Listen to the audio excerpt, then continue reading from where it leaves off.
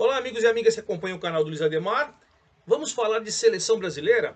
Fiz um vídeo quando o Brasil ganhou por 3-0 em cima de Gana, no primeiro amistoso, né, dos dois na data FIFA, a última antes da Copa do Mundo. E ontem o Brasil goleou a Tunísia por 5-1. Então, claro, eu esperei o dia seguinte para ouvir a entrevista coletiva do Tite, para ouvir alguns jogadores e para a gente ter uma noção mais ou menos de como está preparada a seleção brasileira para a Copa do Mundo. Logo mais, né? Nós estamos quase chegando em outubro, esse próximo final de semana já estaremos em outubro. E aí, no meio de novembro ao meio de dezembro, nós teremos a Copa do Mundo. Então, em cima de tudo isso, convido vocês a assistirem o vídeo de Brasil e Gana. Vou falar também, claro, do 5-1 sobre a Tunísia, mas principalmente do que a gente entende de seleção brasileira para a Copa do Mundo. Antes de mais nada, eu quero convidá-los a fazer inscrição aqui no canal do Luiz Ademar, ativar o sininho para cada novo vídeo você ser avisado, hein? Tem vídeo da Série A, B, C, D do Brasileiro. Hoje vai ter, estou gravando o vídeo nesta quarta-feira, 28 de setembro, hoje vai ter o jogo do Cruzeiro, Cruzeiro e Ponte Preta aqui em Campinas. Vou gravar um vídeo para vocês também. Enfim, convido vocês a prestigiarem os vídeos, dar seu likezinho, fazer sua inscrição, claro, e vamos bater aquele papo que a gente faz sempre lá no meu Twitter, Luiz Ademar JR. Bom, gente, em relação a Brasil 3, Gana 0, eu deixei um vídeo, tá tudo lá certinho e tal, com as fichas técnicas, tudo. Foi ali um teste do Tite. Foi quando ele pegou e conseguiu tirar o Fred recuando o Paquetá, trouxe o Neymar para o meio, né, um meio atacante, e aí abriu o Vinícius Júnior, abriu o Rafinha e deixou o Richarlison. Agora, no 5-1 contra a Tunísia, ele fez para mim o time que vai ser titular na Copa, com exceção do Alex Telles, que jogou na lateral esquerda, porque o Alexandro está contundido. Para mim, o Alexandro vai ser o titular. Então, o time que enfrentou a Tunísia, Alisson, Danilo e jogou Alex Telles. Mas para mim, quem vai ser o Alexandro é que vai ser o titular. Danilo e Alexandro. A dupla de zaga, ninguém tem dúvida nenhuma, Marquinhos e Thiago Silva. Os dois volantes, o Casemiro mais preso e o Fred soltando um pouquinho mais, com o Paquetá fazendo o homem de meio campo. Aí o Neymar mais aberto pelo lado esquerdo, mas também podendo flutuar. Richarlison de centroavante e o Rafinha. O que é certo? Nos dois amistosos, Gana e Tunísia, o Tite, aquele negócio de deixar o Neymar como falso 9, ele nem testou. Ou seja, isso não vai acontecer mais. Talvez aí numa eventualidade e tal. O esquema com o Paquetá de segundo volante, no lugar do Fred, o Neymar no meio campo, e aí você coloca o Vinícius Júnior no time, eu acredito que quando ele tiver com um jogo complicado, precisa abrir a defesa do adversário, ou quando ele perceber, não vai falar isso, que o adversário é fraco, como era a Gana, como era a Tunísia, você pode ousar um pouquinho mais, isso também é fato. Então que o Brasil não vai jogar com falso centroavante, na Copa, certeza. Que o Brasil pode abrir mão do lateral direito, colocando o Militão, outra certeza para ele também. O que deixaria, até no meu vídeo anterior eu falei, descartando até o Daniel Alves de uma convocação.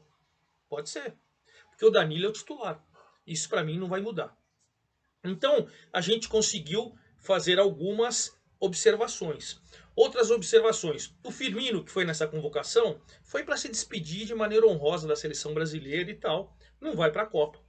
Eu acredito que o Matheus Cunha também não vá, porque vai o Gabriel Jesus, que não está nessa convocação.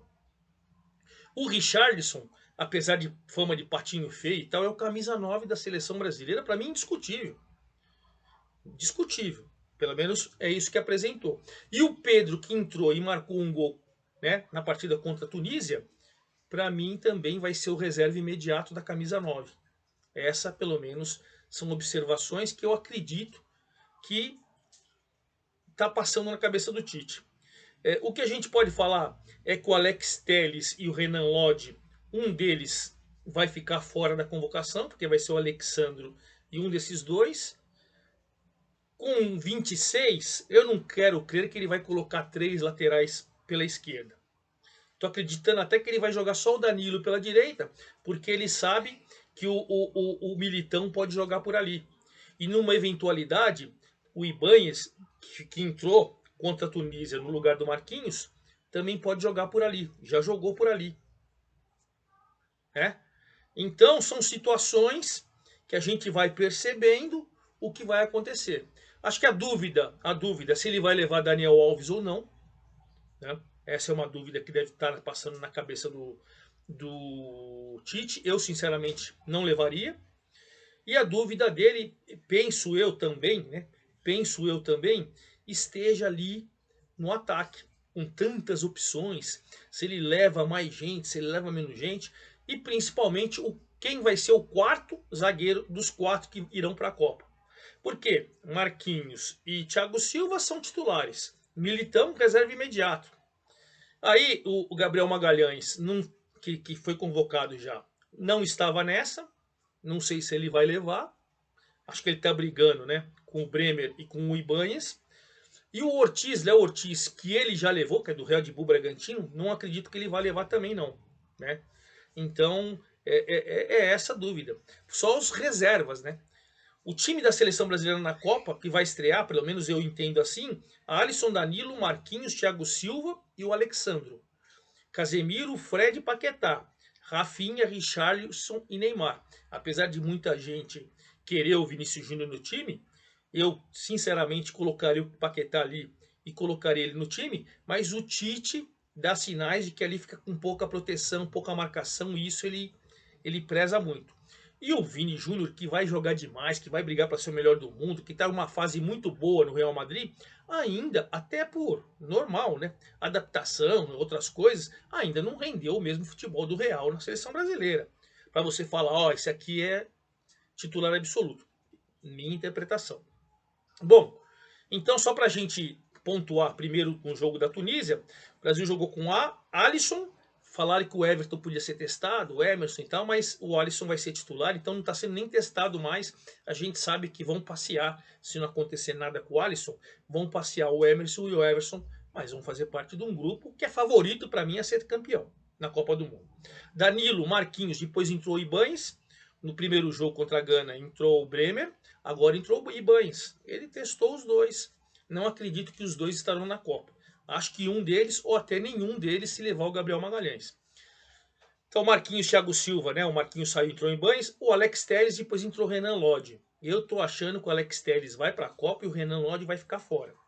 Casimiro, Fred, depois ele colocou o Vinícius, o Rodrigo no lugar do Fred no segundo tempo. Paquetá, depois o Vinícius Júnior veio do intervalo para o segundo tempo, veio o Vinícius Júnior. Rafinha, no segundo tempo entrou o Antony, você vê que o Antony vai ser o reserva imediato do Rafinha. Richarlison, que também saiu no intervalo, e entrou o Pedro, e fez um gol. E o Neymar, né? O Neymar. O Brasil goleou por 5-1, o Rafinha fez 1-0, né? Fez 1-0 com que 10 minutos de jogo, um lançamento do Casemiro espetacular, ele de cabeça fez 1-0. E aí, no 1-1, o gol do Taube, numa cobrança de falta, o Taube zagueiro fez 1-1, gol da Tunísia. Essa é uma preocupação, penso eu, que o Tite deve ter. Posicionamento defensivo, porque principalmente Sérvia, Suíça, esses times que não tem time para jogar com o Brasil, onde ele pode complicar? Na bola aérea, né? Na bola aérea, seja ela jogadas de linha de fundo ou cobranças de falta, de escanteios, tem que tomar cuidado, que foi um vacilo defensivo ali. Eu vi que o Taube, quem estava marcando era o Richarlison. Então vacilou, o Taube fez 1-1. Mas ó, o Brasil fez 1-0 aos 10. Aos 17, o Taube fez 1-1. E no minuto seguinte, o Richarlison fez 2-1. Num passe também bonito do Danilo. Ele foi lá, fez gol. Aliás, 38 jogos na seleção brasileira, 17 gols. Não dá para questionar o Richarlison, né? Ele pode não ser um primor, você já teve Careca, você já teve Ronaldo, você já teve Romário, tudo bem. Adriano. Ele não é um primor técnico, mas pô, é um cara goleador. Um cara que se dedica demais. É a minha opinião. Bom, fez 2-1. Aí, o Neymar cobrando pênalti. O Richarlison fez 2-1. O Neymar cobrando pênalti. Aí os 28, foi aos 18 gol do Richarlison, aos 28. Num pênalti, mas muito estúpido, né? Uma cobrança de escanteio. E aí foi agarrado, né? O Casemiro foi agarrado pelo Laidoni. Então, mas não tem nem que questionar. Pênalti, o Neymar com aquela categoria de sempre. Eu só fico preocupado um dia com o Neymar foi cobrar com esse tapinha, se o goleiro fica parado. Se dá tempo de pegar ou não. Eu presumo que o Neymar, como é craque, é gênio, ele percebe o goleiro caindo. Porque dá um tapinha, um goleiro que fica parado, acho que fica mais fácil. É só uma dúvida. É dúvida. O Neymar tem capacidade e competência técnica para fazer isso. E aí o Rafinha ainda fez 4-1. Isso aos 41 minutos já do segundo tempo, né? E um belo do gol, né? A bola foi tocada daqui, tocada dali, troca de passes. Aí a bola foi lançada o Richarlison deu um toque e o Rafinha de fora da área pegou de primeira, a bola bateu na trave e fez 4-1. Depois dos 4-1, o Brown, o zagueiro da Tunísia, ainda deu uma porrada no Neymar, quase quebra o Neymar ali e foi expulso aos 41 do primeiro tempo. Aí veio o segundo tempo, né? O segundo tempo o Brasil já veio com o Pedro e com o Vinícius Júnior. Evidentemente, como o jogo estava uma pouco pancado, o Brasil deu uma segurada, criou algumas boas oportunidades, mas nenhuma fantástica. Até que o Pedro, aos 28, na primeira chance que ele teve, ele fez um gol a lá Bebeto, meio de virada, meio de voleio, assim, tudo, e fez 5-1. Então, duas goleadas. Ah, mas Ademar, Gana e Tunísia são fracos. São, mas o Brasil vai pegar Camarões, que é da mesma escola. Tunísia está na Copa, Gana está na Copa, Camarões está na Copa. Então ele fez uma escola africana.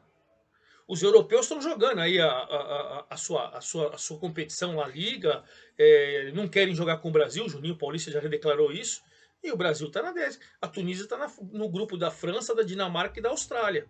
A França vai classificar, Dinamarca e Austrália, a gente vai saber como vai chegar numa situação. Quero crer que a Dinamarca é favorita contra a Austrália e Tunísia. Mas vai que ele apronta. Se a Tunísia, que foi para a Copa de 78, né? A sua primeira Copa foi em 78 e só a última foi em 2018, ela tem 5 Copas. Se ela passar da primeira fase, ela está de bom tamanho, né? E com detalhe, hein? Eu tinha até anotado. A Tunísia estava 7 jogos invicto com o técnico Jalel Kadri. 7 jogos invicto e não tomou gol em nenhum desses 7. Ah, é fraca. Vai disputar a Copa. Mas estava com esses números expressivos. Óbvio que não dá nem para concorrer com o Brasil. 5-1 ficou barato. Óbvio, óbvio. Mas é o que tem. E o Brasil vai pegar uma escola africana. Como é a escola africana de Gana, como é a escola africana da Tunísia. É isso. Né? E se a gente pegar, depois que foi eliminado da Bélgica, o ciclo do Tite daquela Copa, após a eliminação da Bélgica, até agora, poxa, é de mais de 75% de aproveitamento. 2,2 gols por jogo. Né? Poxa, é uma situação sensacional. Neymar artilheiro com 18, o Richarlison vice-artilheiro com 17. A gente está falando nisso. Se pegar os números todos do Tite, são 76 jogos, 57 vitórias, 14 derrotas e 5 ou 14 empates e 5 derrotas. 76 jogos, 57 vitórias, 14 empates e 5 derrotas. Em praticamente 8 anos. Né? Não, a Copa foi no meio do ano, né? Então completou 8 anos. Em 8 anos e meio, gente. 166 gols marcados e 27 sofridos. São números expressivos. Né? Vai falar, mas o Brasil perdeu a Copa América para a Argentina. Poxa, perdeu. Mas o Brasil foi melhor na partida inteira, faz parte. Também a Argentina pode ser bem defensivamente, como foi a Bélgica. Atropelou o Brasil, fez 2-0 na última Copa. No segundo tempo, o Brasil atropelou a Bélgica, só que só fez 1. E o Renato Augusto perdeu um gol que ele mesmo fala que ele lamenta até hoje, que ele é inacreditável. Como foi inacreditável quando o Brasil lá em 82 perdeu de 3-2 para a Itália e o Oscar perdeu um gol de cabeça, também inacreditável. É a bola, gente, é a bola. Então acho que por tudo isso, a seleção brasileira, para mim, é favorita. Eu colocaria Argentina e França junto. Os três, para mim são 3 favoritos. França em baixa, não está bem. Tem um tumulto, até na última foto do material. O próprio Mbappé não quis tirar foto. Quando briga por grana é terrível. Mas não dá para você descartar a seleção, principalmente com o Mbappé. Né? Que para mim hoje é o melhor jogador do mundo. E a Argentina, que tem o Messi, que tem sempre uma seleção espetacular. Acho que essas 3. A Alemanha, que fez o trabalho de reformulação e tal, para mim está um pouquinho abaixo. Para mim. Essas três, para mim, são as grandes favoritas. França, Brasil e Argentina. Veremos, né? O certo é que a partir de agora o Tite tem o período para suas avaliações. Dia 7 agora, dia 21 agora de outubro, primeiro dia 21 de outubro, o Tite vai mandar para a FIFA 55 nomes que vão jogar a Copa. Desses 55 nomes, dia 7 de novembro ele tem que indicar 26. E vai ter que ser nessa lista de 55. Não pode pegar um outro cara que não esteja nessa lista de 55. Então, por tudo isso, acho que o Tite deve ter aproximadamente uns 70 jogadores convocados. Então tem caras, pô, o Claudinho, que era do Red Bull Bragantino, foi para a Rússia, nunca mais foi, deve estar nesse grupo. O Léo Ortiz, do Red Bull Bragantino. Presumo que o Dudu, do Palmeiras, vai estar nessa lista. Presumo que outro dia ele estava falando muito do Pedro Raul. Pela entrevista dele, de repente pode ser uma surpresa nos 55. Né, nos 55. O Gabigol deve estar nesses 55, provavelmente está nesses 55. O Rafael Veiga não vai estar porque ele operou e não vai jogar mais esse ano, mas senão também estaria. Ele vai fazer, óbvio, quem conhece o Tite, ele vai fazer aquela médiazinha, vai colocar muitos jogadores brasileiros, mas os 26, eu acredito que o Firmino dessa vez não vá. Eu acredito que ou o Bremer ou o Ibanez, um deles não vá, ou de repente até os dois, se for o Gabriel Magalhães. A dúvida é se o Daniel Alves vai ou não. Para mim o Firmino não vai. Para mim o Matheus Cunha não vai. O Gabriel Jesus, que não estava nessa, para mim vai. Então acho que tem poucas dúvidas. Agora resta a gente aguardar. E aí, claro, dia 21 de outubro, ainda daqui, né? Se a gente for pegar, aí tem uns 20 dias mais pela frente, a gente vai ficar sabendo dessa lista de 55 nomes. E aí dentro desses 55 vai ficar difícil você acertar os 26. Mas 95% pode apostar que não vai ter novidade. É isso aí, forte abraço a todos. E vamos lá, que a seleção para mim vai brigar pelo título. Um abraço, até a próxima.